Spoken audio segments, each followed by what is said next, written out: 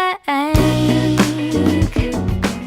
Hey guys, welcome back to another episode of Money in the Bank. So I've decided, Brett, unbeknownst to you, that I'm going to start every episode off now with a trivia question, basically.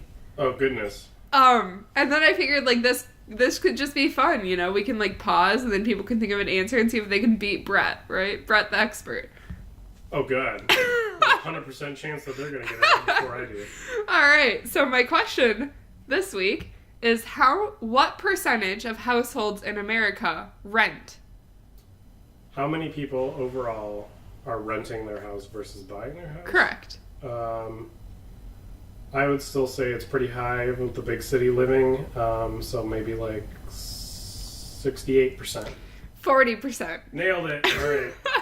All right. Which, yeah, I think you're absolutely right. I think if you take a bigger city, you will see probably closer to, 68%. But this factors in, all of middle America. And I think, if you look at a state like, and I'm just going to pull out an example of a Midwest state like Indiana, I think probably a lot of people there are homeowners because buying homes is so inexpensive that, it just makes a lot of sense. So, it's tough. This was a tough question to think about all of U.S. But, and I also think a big influence on this is, and the reason, the inspiration behind this podcast is I've seen so many articles lately, and it seems like everyone is pushing people to buy homes all the time. Well, that's where the money is for a lot of businesses. There's not as much money in the rental business other than from the landlords. Right. And yeah, so it's just kind of, I think you get a lot of advice when you're younger, like, oh, save up for your starter home or save up for this, which the concept of a starter home is kind of silly. I mean, not if you have a starter home that you plan to live in for 5 to 10 years, but if people are using starter home to mean like, oh, move into this house for like 2 to 3 years, most people will lose money in a house. So that's why I wanted to do this episode. So when you are considering whether you should rent or buy, I think it's important to think of a lot of things, right? And one is, you hit the nail on the head. In a bigger city, a lot of times it's a no-brainer because let's take Manhattan, for example, because it's such an inflated market. You might need $4 million to buy a 2-bedroom place there. Now, I'm just kind of making these numbers up, so bear with me here, but I'm sure there's a 2-bedroom in Manhattan for $4 million, right? But you might be able to rent the same place for $3,000 a month. So even though $3,000 a month sounds super expensive, it is definitely better than buying for $4 million, right? Right. Mm-hmm. And so I think in some cases like this, it's kind of a no-brainer because it's just an easy choice to make. But in other areas, like what happens if your rent is the same as what it would cost to buy? So if your mortgage was like $1,000 a month versus your rent would be like $1,000 a month? Or, then it's a lot harder to decide, right? Because, right. I think the trap that a lot of people get into is they're only looking at that mortgage expense versus the rental expense as the deciding factor, and typically that's not true. There's a bunch of hidden expenses in there too. It's not just $1,000 versus $1,000, right? Exactly. And so that's the exact example I'm going to do today is $1,000 versus $1,000. Sweet, nailed it. All right, so the trivia question. So you're at 50%, right? So, I think some questions to ask yourself while you're deciding if you should rent or buy is how long are you going to be in the area? Now, they say the general rule of thumb is 3 to 5 years. I would say be closer to that 5 years. Because if you're buying a house and you're like 3 to 5 years and then 2 years down the road you decide it's close enough to 3 years, you're probably going to lose money. So if you're closer to that like 5-year feeling, you're probably going to be okay. But, if you're 5 to 10 would be even more comfortable, right? And so why is that? Why in the first 3 years am I losing money on my house? Because you pay, so it's called an amortization schedule when you get a mortgage, right? Okay. And so what that is they break down every month how much you're paying. So, let's say you have a payment of $1,000. And then they say, okay, this is how much is going to interest and this is how much is going to principal. But interest is front loaded on a mortgage. So you pay more interest. It's not like it's proportional. So like 80% of my first payment on my house is all interest. Or 90% probably. Yeah, 90%. Yeah. All right, so almost none of it's going down to pay down the principal. And the more that I pay on the house, the less interest there is that I have to pay against.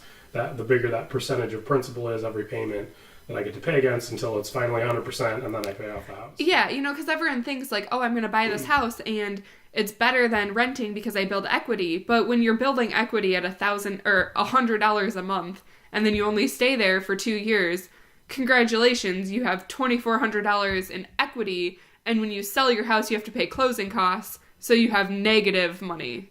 Right. You have to pay money to get out of your house. So virtually in the first 5 years, I'm paying like no money toward my principal whatsoever. I've accumulated almost no equity in the house. I've accumulated, you're saying, less equity in the house than it is worth for me to start the selling process. Correct. And just pay the fees to sell the house in the first place. Yeah. So, so that's why, clearly underwater if you sell a house within the first 5 years.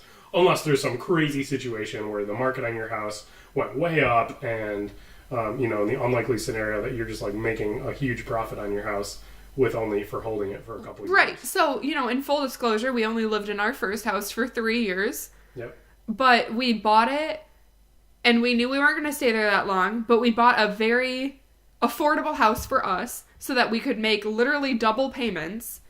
And so we were building equity by basically paying like an insane amount towards the mortgage every month. Yeah, because once you pay down that interest on let's say the payment is $1,000 a month, $999 of that is interest on the first payment, and only $1 toward the principal. But if you make a double payment, then it's $1,001 is going toward the principal, right? All of that extra of the double payment is all going towards principal. As long as you specify that. So if you make a true double payment, they'll say, okay, we'll just make your next due date further out. And basically, they're just holding that money for you. That's a trap. So you want to make sure when you are making extra payments that it is going to the principal. Mm-hmm. And a lot of them now online, you can just put, here's my regular payment for the month plus this much in principal. Okay, that's good. But it's important to do that. And then we also, I had been looking at the market in this area for years, and I had a very good feeling that the part of town we were buying in was going to appreciate based off of all sorts of trending that I did. We bought our house, we put extra money on it every month, and then we sold it for $15,000 more than we bought it for, which covered any closing costs, right? And so we walked away with enough money for a down payment on our next house, which was our entire goal. Yep. All right, well, let's jump into my example, because that's enough pre-thinking about, renting or buying. So basically, I'm taking and it's important to state this, I'm going to do a 30-year mortgage projection because I think a lot of people fall into the trap of getting 30-year mortgages because you get such a low monthly payment compared to a 15-year. Mm-hmm. But that's just because you're going to pay more interest early on, right? So I don't agree with Dave Ramsey on a lot of stuff. I think he's a good enough guy. I appreciate the good that he does in the financial world, but he's not a true mathematician at heart, so I think sometimes I'm like, oh, your math is wrong, and it drives me bonkers. But he preaches getting a 15-year mortgage, and I absolutely support him on that decision, and I think it's one of the best thing that he's really done to the masses is educate people on mortgages. Mm-hmm. Okay.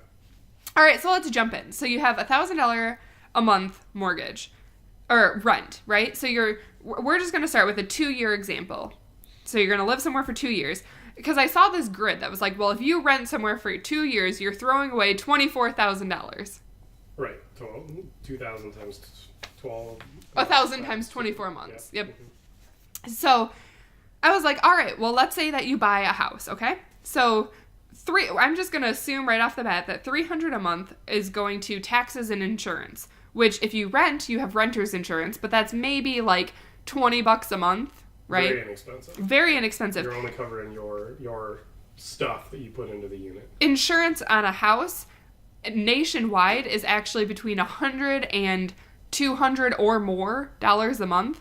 Sometimes cheaper depending on your area, But so I picked about $100 for that, and then I picked about $200 for taxes. Now, I just base this off of national average rates. So if you live in California or New York, where taxes are higher, do your own math. If you live in, a mid-American state like Kentucky or Tennessee, where taxes might be lower, do your math. But this is kind of an average. So $300 a month for taxes and insurance, which is only leaving you $700 for principal and interest, which is your actual mortgage payment.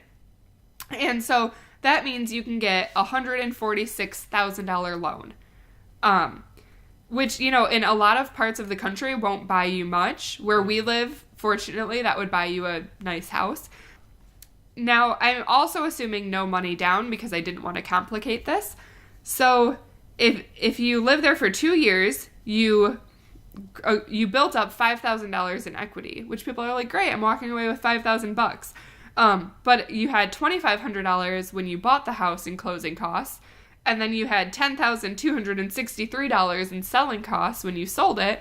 So you actually spent over, paying your mortgage for that long, plus in closing costs, you spent $36,763, but you get your $5,000 in equity, which means you spent $32,000, where in renting you spent $24,000. So you actually spent $8,000 more in this example to buy versus rent. And that's if you didn't have any problems with the house. Right. This is a straightforward example where the house is like brand new, pristine, like no problems. The roof doesn't leak, the foundation doesn't have any issues, the basement's not musty, right? Or anything like that. Right. Or, even little things like, when you rent, everything is covered. If your garbage disposal breaks, it's covered. Or the fridge or the stove. Or, yeah. So this, as landlords, we budget for repairs. So, we actually think about 10% of, the annual kind of rent costs will be going back in repairs. So, in this example, you could kind of assume an extra $2,400 while you're living in the house that when you rent, you don't have to worry about. It's not your problem. Which is a really good point, but I was just trying to make this easier. So, yeah, really, even the numbers work out a little bit worse. All right, so then let's move to 5 years, right? Because 5 years is like that magical number that everyone says. As long as you live there 5 years, you walk away with this pile of cash, right? So if you rented for 5 years, it would cost you $60,000, which is not a number to sneeze at, right? Yep, that's a lot of money. So then I took the same thing and I broke it out and I, did buying. So you still have the closing costs and your rental costs. So to buy, it would cost you $72,763 for that same duration. But then you do get more equity. You get $14,000 of equity. So at the end of the day, over 5 years, it costs you $59,000. So only $1,000 different. So you basically break even at the 5 year point. Okay. Which, that's fine. But I think the reason I wanted to do this podcast is to show you break even at the 5 year point. You're not like getting all this extra money by buying a house. And again, that's with none of the expenses that we just talked about for furnaces, roofs, appliances, anything that goes wrong with the house. Right. This is just if everything stays perfect and nothing needs to be fixed. Exactly. So, when people are telling you, like, you have to buy a house to get ahead in life, I've seen some very successful people retire in their 30s, but because they rented instead of tying up their equity. Because, a lot of times you do have to put a down payment down on a house. And I always recommend 20% down. So let's say you're in a medium cost of living area and you're buying a $300,000 house, you're tying up $60,000 of equity that could be gaining interest for you in a house on day one. Yeah, you're handing that out right out the door. Right. Whereas even if you were renting, right, if it was $60,000 over 5 years or $1,000 a month for 5 years, you're only paying $1,000 a month. You get to use all that extra money in that meantime. Right. For 5 years of $50,000 or $48,000 of that, something like that. Yeah. Right. You could just have all that as accruing interest for you, and you'd end up with several $1,000s, later by the time that 5 year rolls around. Yeah, and so I will say my example didn't take into account appreciation, and so a lot of people are going to argue and say, oh, but houses appreciate in value and you can sell it for more. Now, there are certain markets that have blown up, and I think I could sit here and name a few. Seattle, New York, San Francisco, North Carolina. But the point is, that's basically like investing in Bitcoin or .com, right? It's a gamble. You don't know if it's going to appreciate. Do we really all forget that the housing crisis happened like 10 years ago and people lost half of the value of their house overnight? Most everybody. Yeah. I mean, houses that were, $500,000, people couldn't sell them. Nobody would buy them. So basically it was worth nothing because you couldn't find a buyer for your house. Your house would be on the market for a year or 2 years. So right? What I saw a couple of years ago was that just appreciation on houses was just a myth. When we started looking into doing real estate, there's no real such thing as like a buy and hold unless it's a very specific market like you just talked about. It's not like any regular house that you buy is just going to appreciate over time and you're going to, hold on to it for 50 years and then just sell it for a huge profit later. At best, it keeps up with inflation, but exactly. That's all it's doing is keeping up with inflation. Yeah, and so, since the 50s, on average in America, houses have simply kept up with inflation, and in certain states, they actually don't even keep up with inflation. So the average return on a house is 3% year over year, which is the same as inflation. Which makes sense. I mean, as communities grow, like if you buy a house now that doesn't have a whole lot of competition, in 50 years from now, there's going to be a tremendous amount of competition. Exactly. So it'll be unlikely that your house is going to be like buku bucks if they're still building in that area. There's newer houses everywhere to be found. I mean, yours is one of the oldest at that point. So well, yeah, you have a 50-year-old house. Have you updated it? Because if you've updated it, that means you've sunk in more money. Right? And if you haven't updated it, then you can't get the market value for it. Right. So it's a tricky thing, real estate. And, a lot of people are like, oh, well, I'm going to build a brand new house. Building houses, super duper expensive. You're never going to make money on it. You should only build a house if you're building it because it is what you want and you plan for it and you can afford it. My favorite example of this is you were very close with one of your friends growing up, and his mom built a beautiful house in northern Michigan on a lake. And it is gorgeous. And, I was talking to her about it one time, and it was great because she had such a refreshing perspective. She was like, I look around and I see these, $1 million homes all around me. And she's like, but don't get like the wrong impression of me. I'm not loaded. I've worked my entire life for this, and this is what we want to spend our retirement on. So she made a very conscious decision of like, she's not buying this house because she's like, oh, well, it's on a lake and it's going to make me all this money. She's like, no, I worked hard and I got what I wanted, right? Right. I mean, they were in the market of building houses for many years. I think they built over 10 houses in their lifetime that they lived in. But and so I want to clarify, when I'm saying if you build a house and you're going to lose money, I don't mean physically build it. He physically built the houses. Correct. If you're doing that, you will gain money. Or, I mean, he subbed out some of the stuff, but he did the majority of the work himself to get to live in those houses. They lived in them for like 5 to 10 years after that, and then they like started the next project, or like built a lake house and then moved up there, and then sold that one, and then ended up building the next one. So, I mean, they were very involved. He built the whole, even the one that they're living in now, he built everything with it. He just finished the basement, I think, this last year to do the entire project. So, I mean, they're very hands-on, and they've learned what to do, how to build it nice, how to do things correctly, all the tips and tricks, and then found out what they wanted by doing that as well. And now they have the perfect house for them because they've been through this process over and over and over and over. Right. And so, yeah, I kind of want to talk about, why do we own a home if I just proved that the math doesn't work out 90% of the time? Well, when you decide that you want a home because you want to be able to customize it, or, for us, you have a workshop now and we do some woodworking ourselves. These are things that's harder to do in a rental because you might not have the space, you might have restrictions on what you can and can't do. And so there's times when it makes sense to have a house to do what you want. And I also say you buy a house when you can afford it.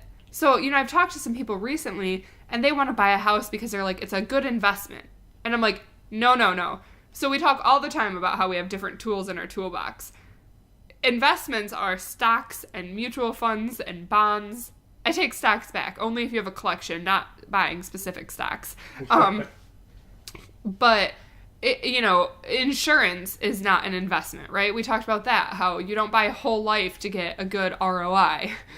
houses are something that our personal house is not an investment. Our investments with real estate come in from our rentals, right? Because we crunch the number on those and we ensure that not that they will appreciate over time. We don't have that myth. We just assure that our, annual revenue will be greater than our annual expenses. Mm-hmm. And so, I just think that's really important when people talk about real estate being a good investment. I don't think that your personal house should be thought of as an investment. Right, because I think that's the way it was sold to people for the last 30 years, at least, or maybe even since the nuclear families in the 50s and 60s. But it's not, right? It's expensive to own a house, just like a boat, right? There's no question that the old saying is like, a boat is just a hole of money in it, right? Or a pile of money with a hole in it. Something about a hole with money sinking out of the bottom of the boat. All right, I'll take your word for it. And so, right, a house is the same way. It's a money pit. Yep. The longer you own a house, the more money you're going to sink into that house. You're not going to get a huge return on investment. I mean, if you're lucky, you just let the house deteriorate and you don't put a lot of expenses into it and it doesn't fall apart. And somebody in the future just buys it and you get lucky and then you make right. On it. And we're making this sound so doom and despair, and I'm not against buying houses. I just think, you buy a house because you have the money to afford one. I would never recommend somebody buy a house with 0% down because they think it's a better investment strategy, right? Correct. And so, there's different programs out there where if you really want to live in a rural area, for example, and there are no rentals and you participate in the federal program that has 0% down, but they, because they help you with your down payment and you get a low interest rate, sure, that's a great model for you then because there is no other way to live where you want to live, right? But if you're talking about a city like Chicago, for example, where we used to live, it would have been stupid for me to try to buy a house when I still had student loan debt in Chicago, right? It was so much cheaper for me to pay my $1,000 a month in rent and then do everything else with my money than, tie up a bunch of equity right off the bat. For just the down payment alone, anywhere there, really absorbent housing prices, you could pay off all your debt 4 times. Right. Yeah. Exactly. So, I think maybe we'll do another episode talking about buying a house and making a good decision and different things that go into that. But I've seen so much misinformation out there about the rent versus buy calculation that I wanted to clear the air. So when you see that grid next time that's here's how much you throw away by renting for 1 year, 2 year, 5 year, remember that they suck at math and they're only showing you one half of the equation. And I showed you the other half. And honestly, renting comes out ahead until you get to the 5-year mark. And then you break even, assuming that nothing went wrong with your house for 5 years, which is unheard of, right. I think. So basically, what is your rule of thumb here then? You shouldn't be looking to buy unless you're going to stay there for 10 years? I would say, if you're looking to stay for 5 to 10 years and you want to be a homeowner, because if you don't really care, if you're oh, I don't really care if I rent or buy, I'm just trying to make a good decision, then rent. For me, I wanted to be a homeowner. We have a dog. We wanted to have a workshop, right? I already mentioned some of the things where it just gets harder to rent But I also don't want to shovel the driveway, and I don't want to mow the lawn, right? That's true. There's a lot of stuff that comes with it that's now just chores added onto your life that you didn't have before. Exactly. Yeah, that's a great point. So, I would say minimum 5 years, closer, 5 to 10 is more ideal. And I would say, before you buy, just realize it's an enormous decision that you do not have to do, that is going to tie up a lot of money. So, make sure if you still have debt, that you're comfortable knowing that you could pay all those debts off, right? Instead of saving up for a down payment. Mm-hmm. And, if you're in an area, I went to college in Muncie, Indiana, cheapest housing prices probably in America or close to it. I saw houses online for, $40,000 that were cute houses, right? 3 bedrooms, ranches, And so if you're in a cheap area like that where the option is to pay a mortgage for $500 a month or rent for $1,000, well then, it probably makes a little bit more sense to buy. Yep. I mean, it all depends on your market, I suppose. But, when you start getting into the equation of the mortgage is significantly cheaper than the rent prices in the area, that's a different story. Exactly. So, hopefully this just kind of inspires you to think about it. I'll look for a good rent versus buy calculator so we can throw that up on our website and people can kind of play around with their specific situation for, where they live and everything. But just wanted to shed a little bit more light that, a lot of times when you think about how much renting costs, you're missing people don't think about closing costs, and they are expensive. So, and they don't think about the future of the house either. Right. I mean, that hole in the boat, right? Yeah, that hole in that money boat. All right. Well, thanks for tuning into this week's episode. If you have further questions or want me to run the numbers for your scenario, I'd be happy to do that too. So I'll drop my contact information in and you can shoot me an email. Great. Thanks, guys. Bye. Hey guys, thanks for tuning in to this week's episode of Money in the Bank. Make sure to subscribe to us on the iTunes or Stitcher app so that you get weekly alerts every time we post a podcast. Or if you want, you can visit my website, moneyinthebankpodcast.com. And if you want to reach out with any questions or further comments, please email me at Angie@moneyinthebankpodcast.com. I look forward to hearing from you. Money in the bank.